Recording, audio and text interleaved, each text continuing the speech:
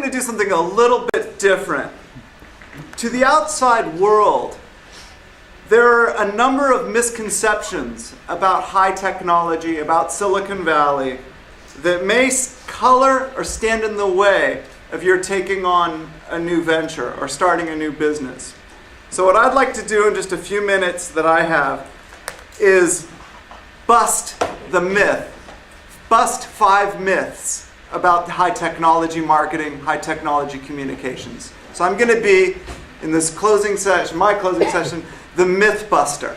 It's going to open the floodgates for you all to move into the market and start a new company. The first myth is what I call the best technology always wins myth. This is categorically wrong. The best technology, the best services, the best products do not always win. Sometimes very bad technology takes root in the world and becomes the dominant player. Windows 95 was the equivalent of Macintosh 1989. It was not better technology, but it became ubiquitous. You're probably way too young to remember the VHS Betamax as a classic example of the best technology, clearly not winning. But more importantly than the technology, and more important than the product, today, what matters more than the technology, which is important, and I'm realizing I'm talking to a number of computer scientists and engineers and computer science professors. What's more important is the extent to which a service that rides on top of the technology architecture is a network effects business. A network effect is what you get when you have one fax machine or one smartphone is absolutely useless. 2 smartphones, you suddenly have value. The value of each one of those increases. So Bob Metcalfe, who's the inventor of Ethernet, has Metcalfe's law, which says the value of a network is equal to the number of nodes on that network squared, right? So if you have 4 nodes on a network, it's 4 squared. Not much of a numbers person, communications guy. Yeah, you can tell. A network effect takes hold when you can introduce a service to the world where you get increased numbers of users and exponentially a greater benefit. Classic example of a networks-based business is Facebook or Twitter or Zynga or LinkedIn, right? So you take Twitter, where I was an early advisor, and they now have over 100 million users. That's probably a low number, but you square that and you get the value of that network. And in turn, you can kind of extrapolate for the valuation, right? Because they're going to rib me later on, I'm sure. That'll be fun. He's going to tell us actually what it is. That's the really interesting part. So the communications lesson about this idea that the best technology does not always win is that if you can demonstrate to the world that you have a product or service that will become a network effect, venture capitalists will beat a path to your door. So I busted myth number 1. All right? Myth number 2. He who has the first mover advantage wins all the marbles. Right? He's the ruler of the day, the person who has the first mover advantage. This is categorically untrue. Obviously, there are examples of companies like Amazon or eBay who did establish a first mover advantage in their category. And then, of course, they developed businesses that were wildly and continue to be wildly successful. But I think back to my experience at Google. When I started at Google in 2001, in the winter of that year, there were 12 search engines on the market. And Google was a tiny player. Yahoo was the big bazooka of search. The big player. There was Alta Vista, there was Magellan, there was Netscape Communicator, their Navigator, or whatever, Netscape, Magellan, all these guys were out there. Ask Jeeves was out there. So there were lots of search engines. That didn't stop Larry and Sergey. They had a better idea, right? I remember doing press calls when I was director of communications at Google in 2001. I'd pick up the phone and I'd call a reporter. And I'd say, yeah, I'm calling from Google. Who's Google? Oh, we're a search engine. Oh, kind of like Alta Vista? Yeah, kind of like Alta Vista. And then they think we are a nonprofit.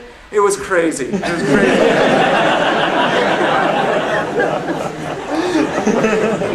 That is the best story so far. Convince the world that you have a solution that's faster, cheaper, better, and that's going to help people's lives. And you'll overcome this whole first mover advantage myth. Myth number 2 is now, thanks to me, busted forever. All right, myth number 3. The consumer always knows best. Well, sometimes that's right, but not in Silicon Valley. And really, or not in most commercial markets. If Henry Ford had asked his customers what he wanted, they would have said, "A faster horse, please." Right? Okay, if Steve Jobs had asked the pre-Macintosh community what they wanted, they would say, "We want a better dumb terminal." Right? They wouldn't have said a mouse. We want graphical user interface. We want pull-down menus. They wouldn't have thought of any of that. Right? His customers never would have said, "We want an iPhone." Right? So listen to your customers, but only so closely. You've got to explode their vision of what life can be like. Right? Steve Jobs and what the Apple folks did and what we did when I worked there in the late 80s and early 90s, we weren't building product. We weren't building PowerBooks.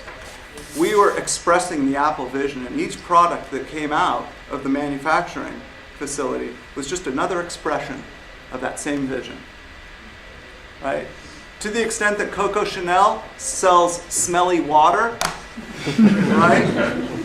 right? What she's selling, what Hermes is selling, is a new approach to modern living. Right? That's what Steve Jobs and Apple were all about. Right? Customers knows best, but the innovators, the folks in this room, the people who are building the next generation of companies, they know better. Think about Twitter. Who on earth would ever need this messaging system where you write 140 characters and you post it to all these people? Who cares what you ate for lunch, right? Well, apparently over 100 million people care. And by the way, it's kind of important in geopolitics now. And it's a medium that is of consequence. So, communication lesson number 3 here, busting the myth of the customer knows best. Let the product, if it's powerful, let it speak for itself. Let the dogs eat the dog food. Right? You know that expression? Right? Give the product to the world. If people will buy it, if people are going to use it, and it gets traction, right? Everything else will look after itself. It's a little bit counterintuitive. Myth number 4, this is the penultimate myth of the 5. The smartest people and the brightest talent are all in Silicon Valley. Arrogant Silicon Valley, pompous Silicon Valley. We're perpetuating this myth all the time. And I'm here to declare, with my friends and colleagues, that it's wrong. There's great talent all over the place. If you just look at other regions of North America. In Seattle, you've got Microsoft, Amazon, boatloads of companies, and they're even calling it Silicon Forest. Right? Okay? You go to New York City, you've got Foursquare, Tumblr, and thanks you guys for the help, but Kickstarter, all these amazing, and they're calling it Silicon Alley. Really cool, right? I understand they're doing something in Iowa, and they're calling it Silicorn Valley. So clearly, the idea of Silicon Valley is something that people like. Internationally, in Scotland, they have Silicon Glen. Isn't that cute? And in London now, they have Silicon Roundabout. I think Portugal should be Silicon Fado. But seriously, the great ideas are everywhere, and people are innovating all over the planet. We don't have a monopoly on innovation. And that is a big myth that you should be busting with me today, with the stuff that you're going to work on in the future. Finally, this is one that I'm passionate about, and it's a little more involved. And it's the myth that perception is reality. Sometimes it's true, but from my experience in 25 years at Apple and Sun and Novell and Google and Twitter and all these amazing companies, is the challenge is of managing perceptions. with the facts to back you up. And this all comes down to this notion of storytelling, which I explored in depth yesterday. I don't have time to do it today. But if you can manage the story, then you can manage the perception. But you've got to have the fact to support you. So I'm going to take just a minute and go to my improvised whiteboard that the team was kind enough to set up. This is high technology. This is something that I believe is worth the price of admission for your being here today. So you can take this with you and you'll use it in your future. There are only 4 stories. This has to do with market perceptions. There are only 4 stories that the press corps like to cover. Think of a clock. A clock. 12 o'clock is at the top. 3 o'clock, 6 o'clock, 9 o'clock. Can everybody see that? Just a clock. Just like if you can't see it, look at your wristwatch. There's 4 quadrants on this clock. There's only 4 stories that the press like to cover. Story number 1 is what's I call top of the hill. These are great stories about companies like Apple and Facebook, Groupon, Zynga, Twitter, untouchable, invincible, consecutive quarters of profitability and growth. The press loves to write this story. Give it to them, but measure it out and be sure you know what you're doing. Story number 2, perched for a fall. Well, I call this also the 330 story. If you're a PR director at a big company and you see some bad news on the horizon, you've got to brace yourselves for a 330 story where the press is going to say, hey, they missed a quarter. Hey, partners are bailing. Hey, this is not going to be a profitable, enterprise. Right? And they'll write the story. I don't know who I would put in the 330 story. Nokia, perhaps? A little bit beleaguered. RIM, great example. Any others? Groupon, interesting. Okay. Interesting. Portugal. Yeah. No, that's not fair. Okay. Number 3. This is the dumpster story. You want to avoid this story, but if you land in the dumpster, you want to motor through this quadrant as quickly as you can. Companies in the dumpster today, sadly, AOL, Yahoo to a certain degree. But I put Yahoo much more in the 4th quadrant, which I call the turnaround. Right? What's interesting about the turnaround story is the communications director, once a quarter, when they do the Wall Street analyst call, is in control of the message. They get one chance to develop a soundbite that's going to forecast what the company's going to be like when they become a top-of-the-hill story. This goes back to what I'm saying about being prepared to manage your story, but only with the facts in hand. So many companies get into trouble by pushing a story well ahead of its facts, right? Which is what a good PR person should do, but they should be confident that the facts will ultimately come up and support the story. The Google experience for me was the exact opposite. The facts were way ahead of the story. In the 2002, 2003, 2004, the pre-IPO time frame. And so we had to kind of condition the market and get them ready for what the reality was going to be about the business, which was extraordinary and continues to be that way. So a couple of quick observations, and then I can't wait for the discussion about this. This is called Raymond's clock, by the way, trademark. Is you can't turn back time, right? Remember when Steve Jobs mispriced the first iPhone in 2007? He took the hit, motored through. Came top of the hill, right? You didn't try to turn back time. You just can't do that. The other observation is a global phenomenon. You can be a top of the hill story in Paris, but in the dumpster in Sydney, Australia. And the most important thing, and it's relevant today to the services that we use like Twitter and Facebook and LinkedIn, it's time compression makes these press cycles go faster and faster and faster. And if a company is incapable of managing that kind of change or that velocity, it cripples their ability to deal with change. So this is my perception meter. It also applies to political candidates. Fun with that. Anyhow, I hope that I've given you confidence about the world of Silicon Valleys and inspired you to make a Silicon Valley here in Lisboa. Okay. Obrigado. Obrigado.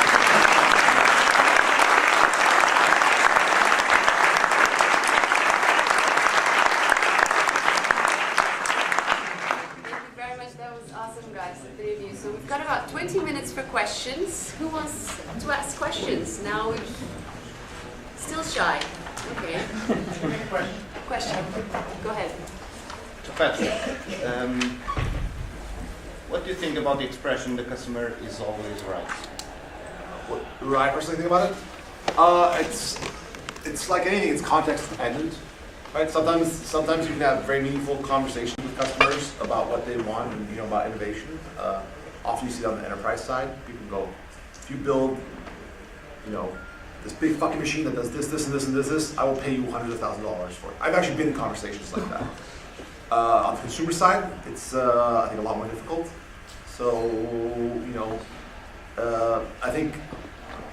I don't think it's actually a very useful phrase personally. I think as an entrepreneur, you're incumbent. It's incumbent upon you to understand your customer better than they understand themselves. If that makes sense. Sometimes they're right, and sometimes they're wrong, and you have to really understand what the value proposition you're delivering, how you're delivering it, and really understand the customer. Could it also be about asking the right questions? Sure. Oh, absolutely.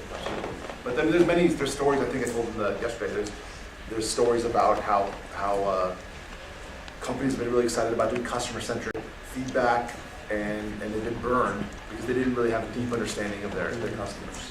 And sometimes, the thing about this way, Clayton Christensen, I don't know if you guys know who that is. He's a Harvard professor. He has this really great phrase where he talks about how to think about your product. The way you should think about your product is the job that your customer hires it for. So the example here is like if a customer buys a drill bit is where you put inside a drill so you can drill holes in it. They don't really want to buy a drill bit, they want to buy a hole. Make sense? And I think it's a very powerful analogy in terms of thinking about what is it really that you're selling. Sometimes they tell you they want to buy the drill. Right, exactly. They don't actually struggle. It's very hard to find that. Exactly. And so for example, I think about this a lot, just every day. I like thinking about stuff like this. But for example, you go to the United States and the coffee shop, Starbucks. You guys have it here, I suppose. And Starbucks nominally, it sells coffee, but it doesn't really sell you coffee. It sells you what they call in the United States the third place. It's not your home. It's not your office. You can hang out. You can get on Wi-Fi. You can have some coffee, relax. They're selling you an experience. Yeah, they're selling you coffee, but that's not why they get $5 a coffee, right? How do you think you should deal with the product design when you are selling in global market? For instance, in Brazil, Spain, Portugal, United States, about the customer feedback. How should the company retain different markets and different customers? You ask me? I don't know. I don't know. That's a different question. You're probably the most likely to have an answer. Yeah. Given the company. One size fits all. You can have any color as long as it's black. No, at Apple, I was a speechwriter, and we would have an annual sales meeting, and the chief executive would present. And one year, we had a theme in the chief executive's speech where he said, Apple needs to be a company with two hearts.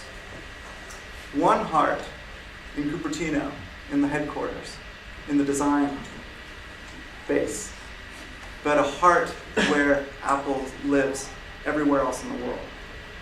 And that gave because Apple products have to be infinitely localizable and customizable to international markets. But to call this out and say two hearts brings a dimension of humanity to the whole discussion about product localization and a global business enterprise. It's a kind of maybe a lofty answer to your question, but I think it served Apple well. And Salesforce did very well back then. Vamos um pouco lá atrás. Yes, please. I like your model of demo or die. How do you balance that with the range that the competitor will copy your idea? Yeah, so at least my experience has been that that's an inflated risk in your mind, like dramatically inflated risk in your mind. And here's the reason, like going back to it's not really hard to build. Most of the companies don't fail because they can't build what they set out to build. They fail because nobody wants it, right? You're ultimately probably going to be judged on your ability to execute on whatever you set out to do. And so, if somebody getting your idea, a month after you do, as you start to make progress, can out execute you, that's not really that good. Yeah, you're not really onto something there, and you probably need to think harder about getting better at executing, getting better at moving quickly, getting better at learning from the demos that you do. So I think you went over this yesterday, I'm sure, in your workshop, but the sort of catchphrase in Lean Startup Style is, right, build, test, learn. You need to get better at how quickly you can move through those iterations. And the one that actually is sort of related to that is people always say, like, well, what if Google sees what you're doing? Maybe they'll do it. Like, I don't think you realize how much crap there is going on in big companies, right? Big companies are like obsessed with like crap, like just doing tons and tons of things. And so like that's really not that risky. Rarely do you see. I mean, it happens. Like, I can think of one startup in Pittsburgh who certainly went out and started doing something, and a big company went and did it and sort of blew them away. But like that's rarely the reason like I see a company fail. And in that case, I don't think it's because they saw the startup doing it, it's just because they had the same idea and went to do it. So I think that's a dramatically inflated risk in most entrepreneurs' mind. Also, to dovetail on that, I would just assume that as soon as you do something well, you're going to have competitors that are going to clone your stuff. It's just like a matter of, like, it's just going to happen. And then, like Raymond was saying, the first mover advantage probably doesn't exist anyway, right? Look at Facebook, it certainly wasn't the first social network. Look at Google, certainly, right? Certainly wasn't the first search engine. So I think it's almost like a vanity thing. And by the way, I used to think the same way, like, oh, I can't show this to anyone. It's such a beautiful little idea. I can keep it to myself till it's ready for you. I'm actually really curious, Raymond, on this, having watched the Twitter thing at the seat that you got to do it, right? So after Twitter sort of started to get popular, right? After we went from, boy, this is a toy that nobody will use, to, boy, this is a toy that works at events, to, man, this is actually really powerful, right? Other people came out and did things that were similar, right? And some of the things that were similar actually ended up getting funded by the same people and sort of moving into slightly different spaces that weren't quite as similar as they seemed, like Tumblr. And others kind of went away for a variety of reasons. But like, how did those guys think about man, what if somebody has the same idea, or what, like, when these things emerged? So, competition is good. I don't probably need to say that at a business school, in a university, or a commercial setting. Competition is healthy. And at Twitter, it was bring it on. Yeah. And it's an open source system. It's the ultimate in transparency. So let's see what the world is doing. If it's going to it potentially makes our product better. Okay. I think a more poignant example would be the early days of the Macintosh at Apple, when Apple came out with the Mac, and it was, no, I'm sorry, I apologize, it was the Apple II. And IBM had yet to release the personal system PS1. When IBM released the personal system 1, so Apple was the only game in town. And they ran an ad, and all it said in the Wall Street Journal, the New York Times, the major metropolitan dailies, welcome IBM, seriously. Because it set up a comparison. And people would say, oh, the Apple II is kind of cool. It's got a mouse, it's got an interface, right? So it's good. Bring it on, and a good, vigorous discussion about feeds and speeds and products and specs. I think it's healthy. Yeah. Ship early, ship often. Get it out there. Don't be afraid. There's 2 questions right here in the front row. Can I go first? Question just for Sean. You were talking about you would have liked to launch with more than 20 people. Just a very simple question.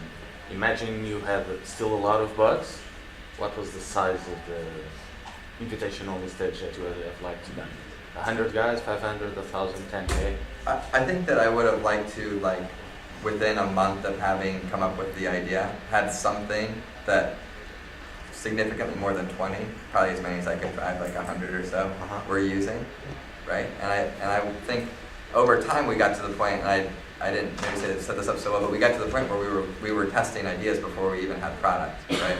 So I probably would have liked to, like, a week after having the idea for FeedHub, have 3 or 4 landing pages set up with different value propositions, right? So one of those might be avoid information overload, stop marking all your feeds as read. Another might be discover interesting sources that you're not reading today, and see, like, which one of those 2 marketing messages is getting a higher response rate, so that we would emphasize building those kinds of features, right? So that's how I would have liked to have done it. I would have probably learned a lot, and maybe we would never even, FeedHub may have never launched had I known everything I knew about the RSS market today.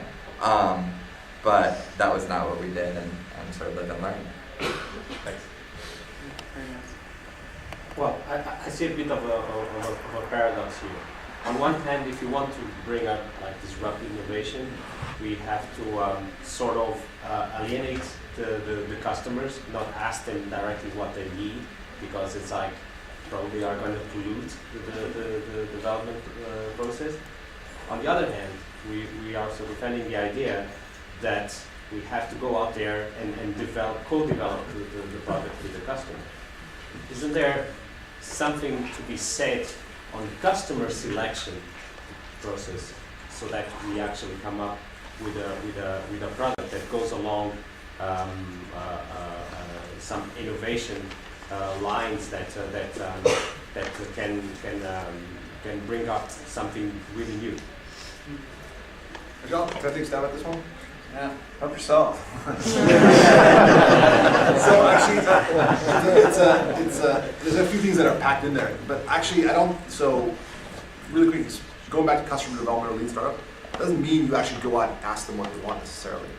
Like, you don't go, what do you want, and I'll build it. That's just feature mongering. If you do that, you can get 1,000 different answers. You don't actually, it doesn't show you have an understanding, right? But at the same time, you can run tests on people. They don't even know that they're being tested. Like, for example, like Sean was like the landing page campaign, right? Now, how that feeds into disruptive innovation, a la Clay Christensen, or sustained innovation, up to the debate. But I do want you guys to, like, sometimes you can ask people, say, what do you want? And they go this, this, and this, right? Sometimes you can't. I don't know if I necessarily see the paradox, I guess, is what I'm saying. So you got to take a step back for a second, and it relates to one of the questions here about customers always king. I think there is a population of businesses, but specifically professional services businesses, where the service provider needs to listen acutely to what the customer needs, right? And needs to develop solutions that meet those needs. But we're talking about entrepreneurship, about developing categorically new classes of activities, right? That open up horizons that had never been opened before. This is like Vasco da Gama style innovation, right? This is bold, audacious thinking. And they're categorically different exercises. The customer wasn't going to tell Steve Jobs that they wanted a little box about the size of a chocolate bar that would access the internet, give them weather, and send mail, and everything else. That wasn't going to happen. So it's two different populations of businesses. Is that a helpful answer? Is your paradox been resolved? There's the second part, which is I didn't see any kind of let's say beta stage iPhone coming to the market, just to prove in small iterations. I disagree. I'll tell you disagree. That's because you didn't have the first version of the iPhone. Yeah. The first version of the iPhone couldn't do copy and paste. There was Newton. Also. There was Newton. First, yeah, Newton. iPhone is Newton, exactly. Yeah. Which was a great speech. Are you the next session here? Yeah. Okay, so about All right. Can you talk for a minute about Apple? Can I put this? Yes. Yeah. You. Come on. Come down for a minute. Come on down. Everyone, welcome Tony Fernandes. Tony's gonna just come for a minute.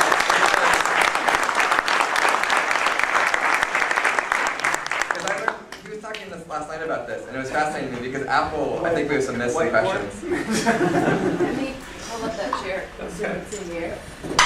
Sorry to pull you on, but since you talked about this last night, you seemed willing, so. So, what was the heart of the question? Well, so I think the heart of the question is like he was saying, you know, how much like Apple, you didn't see a beta version of the iPhone, and you were talking about like the user testing that goes on inside Apple that people may not always appreciate, right? So, yeah, I think, you know, from a product development standpoint, there's a lot of user-centered techniques that reduce a lot of risk in the process by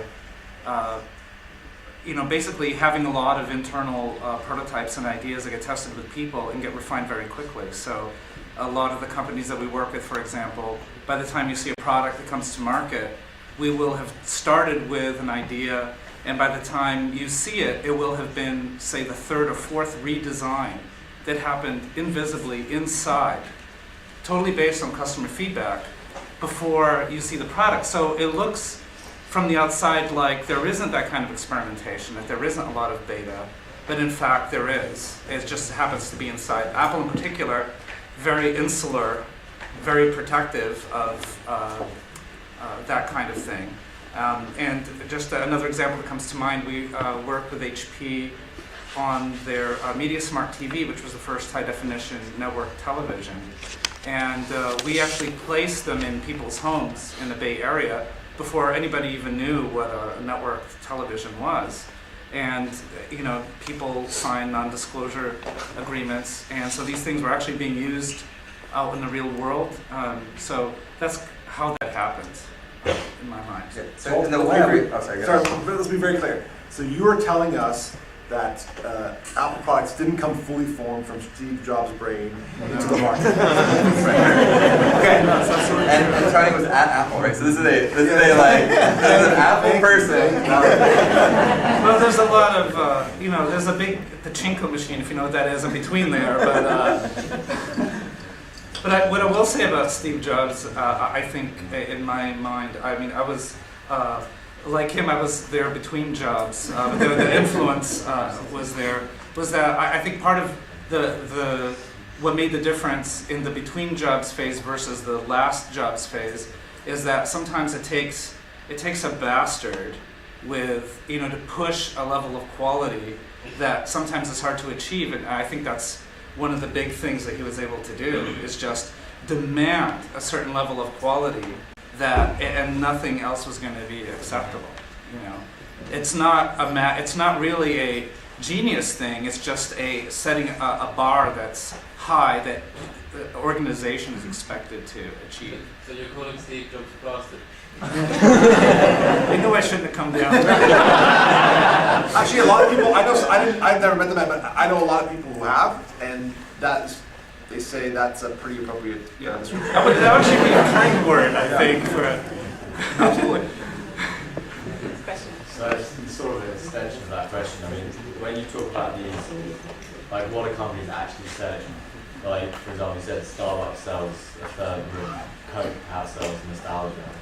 Like those sorts of things, like to what extent are they developed by the company and to what extent are they developed by their customers?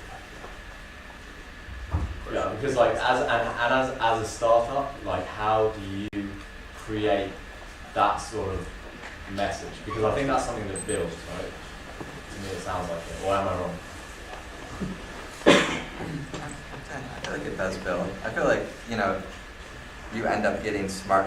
Part of the lesson is you end up getting smarter from your community, right? Like your community helps you fill the narratives in. Like I would imagine things like the Iran stuff helped the narrative at Twitter get much stronger, right? Because it just made it real for them, right? And they probably didn't, you know, or in the first week of thinking of the Twitter idea, think, man, this could change how. Not at all. Right, but it makes the narrative, right? So I think you work hard, you do the right things, and those narratives do develop over time, I think. Let me see if I can give you like a tactical example. True story. A friend of mine was working in a startup, and they were doing online bookkeeping. They were doing online accounting, which is different than bookkeeping. Yeah. And they surveyed their users, and they had quite a few users who were successful, and people kept saying like, "Oh yeah, this is a great bookkeeping tool."